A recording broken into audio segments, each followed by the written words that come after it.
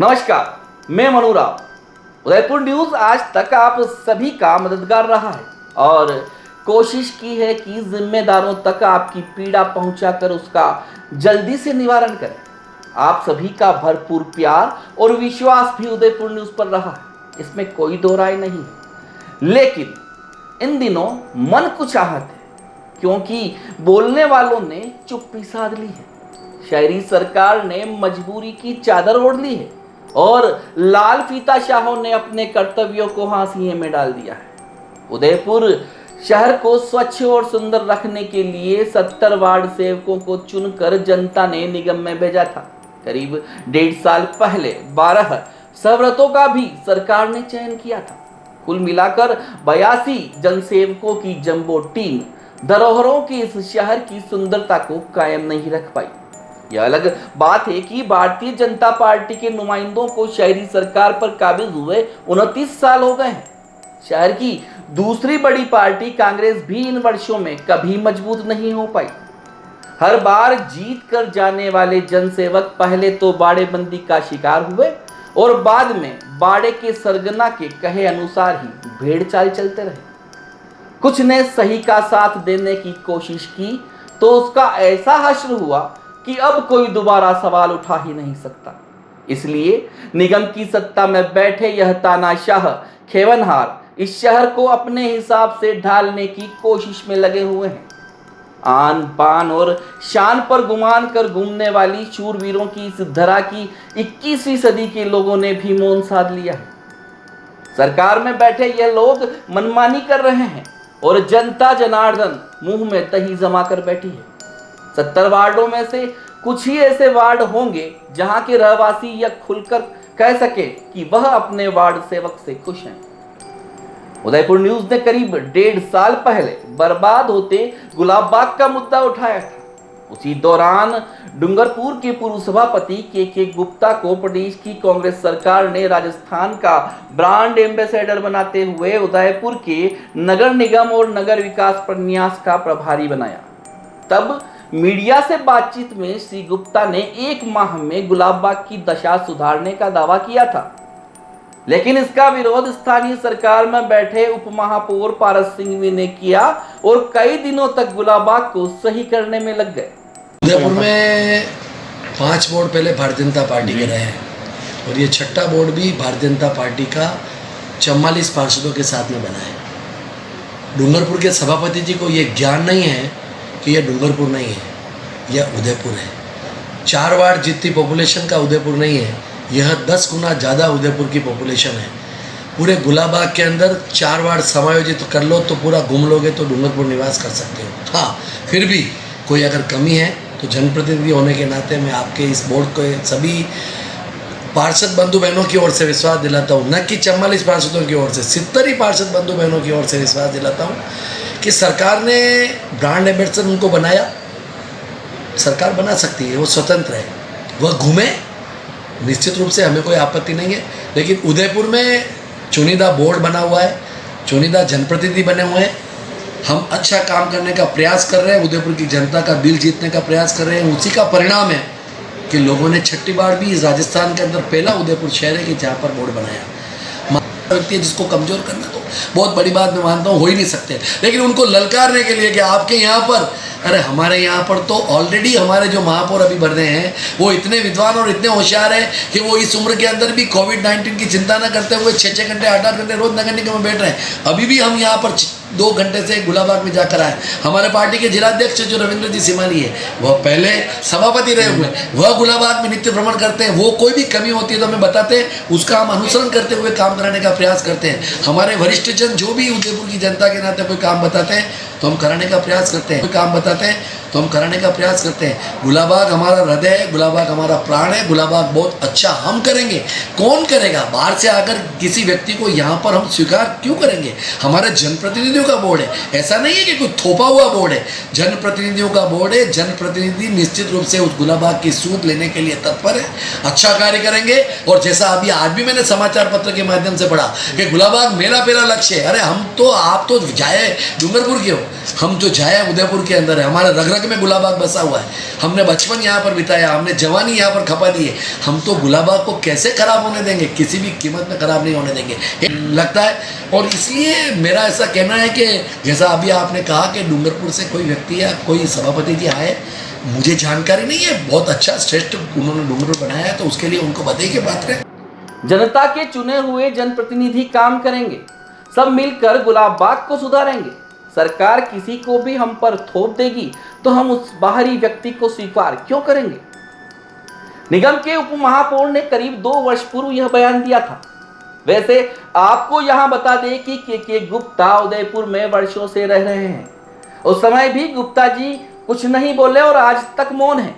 उनकी चुप्पी सोच का विषय है, क्योंकि देश के एक छोटे से शहर उदयपुर में रहने वाले श्री गुप्ता के काम को देखकर ही केंद्रीय गृह सेवक अमित शाह ने अपने संसदीय क्षेत्र के गांवों को आदर्श गांव बनाने का जिम्मा सौंपा। बहुत बड़ी काबिलियत गुप्ता जी में है, इसे न मानना भी बेईमानी हो। खैर, यह दोनों ही बड़े नेताओं के वर्चस्व की बात हो सकती है। हमें तो सिर्फ हमारे गुलाबाग से मतलब है, जो सुधरे कैसे उस पर हमें काम करना है। 1.5 साल पहले गुलाबबाग में सुधार होने लगा था। पारस सिंघवी के वादे से उपजी तस्वीर इस बगीचे की नई इबारत लिख रही थी। लेकिन वादे तो मुद्दा उठने के कुछ दिनों तक ही कायम रहते हैं, भले ही वादा किसी भी 30 मार खाने क्यों न किया हो। और हुआ भी ऐसा ही। पारस का मतलब होता है जिस चीज को छू ले वह सोना हो जाए। लेकिन कुछ समय बाद शुरू हुई सियासी जंग के चलते उपमहापौर पारस जी इस बगीचे की तरफ ध्यान नहीं दे पाए और गुलाबबाग की चमक ने खत्म होना शुरू कर दिया।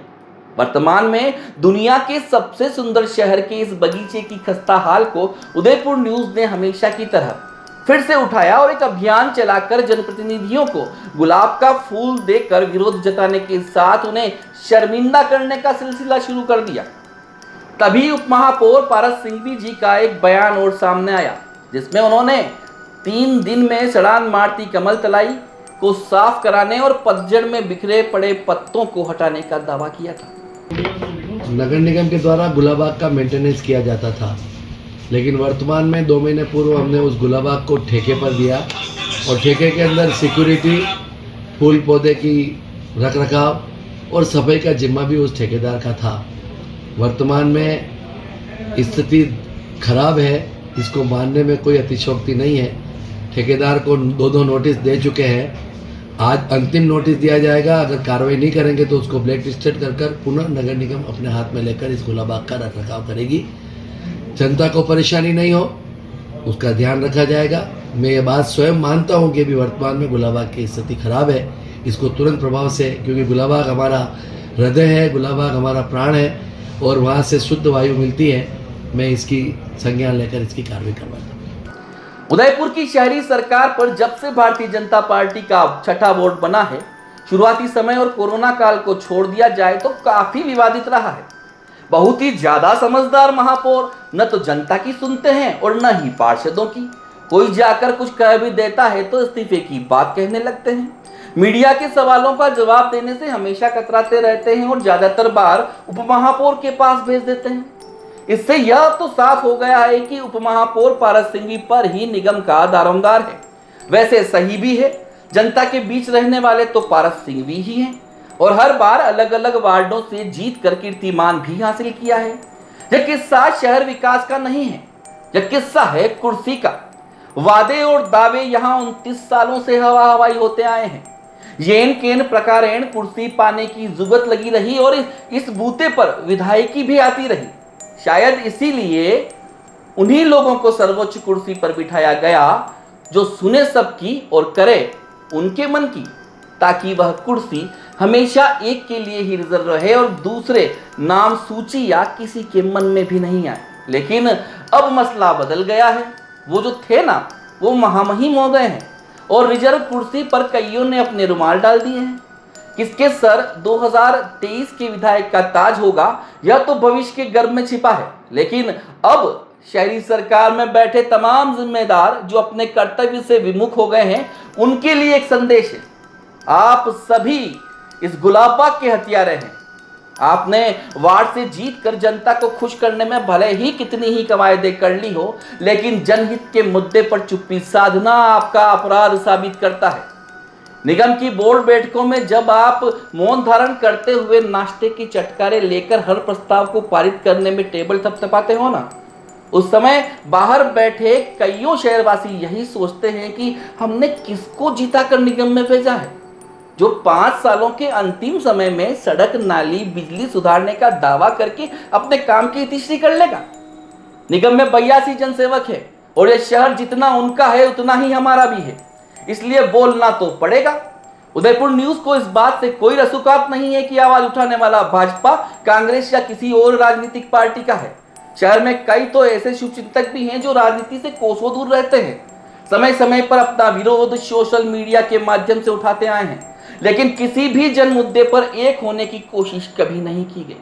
उदयपुर न्यूज एक माध्यम की तरह आप सभी से अपील करना चाहता है कि गुलाबबाग बचाओ संघर्ष के हिस्सेदार बनकर अपने होने का परिचय दें। आप सभी को सिर्फ एक होने की जरूरत है। उन तमाम 82 जनसेवकों को जगाना ही होगा।